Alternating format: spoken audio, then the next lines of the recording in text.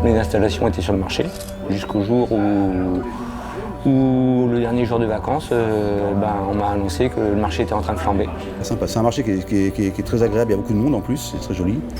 Il y a beaucoup de commerçants, c'est très agréable. Brûler comme ça 4100 m², donc pratiquement 80 stands en 2 heures, ça m'a paru invraisemblable. J'étais en vacances à ce moment-là, alors j'ai eu très peur. Sur le moment, je ne savais pas ce qu'on allait devenir. Tout est parti en cendres. En plus, nous, on avait un étalage qui était neuf. On l'avait refait au mois de décembre. Pour moi, tout était perdu. La marchandise, tout. Et là, franchement, tu te creuses la tête, t'es abattu complètement parce que tout ce que tu avais envisagé est à plat. On sait intervenir sur la perte d'exploitation. Donc la perte d'exploitation, c'est une garantie extrêmement importante qui va permettre à l'entreprise de survivre après un sinistre qui peut être important, qui va générer une fermeture totale ou partielle.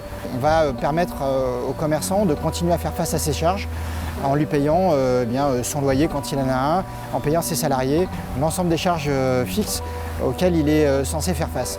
Il faut être capable d'assurer la pérennité aussi du commerçant à titre personnel. Et donc la MAPA se distingue en payant notamment les revenus que le commerçant n'a plus du fait de la fermeture de son commerce.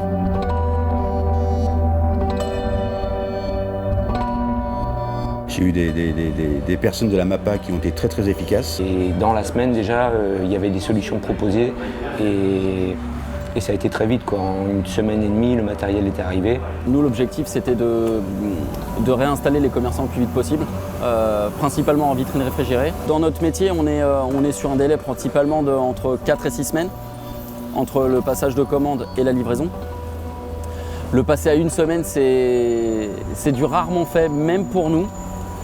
Mais on ne laisse pas nos clients dans la galère, surtout dans ce type de galère-là. Avec le concours de la mairie qui a mis un nouvel espace à disposition, on a fourni les moyens logistiques à travers la fourniture de vitrines réfrigérées adaptées à chaque type de profession. On s'est mis en relation très rapidement avec les différents syndicats qui sont les syndicats alimentaires pour apporter des solutions chacun à notre niveau et de manière complémentaire, avec comme seul objectif de permettre à ces professionnels de continuer à travailler dans les meilleures conditions.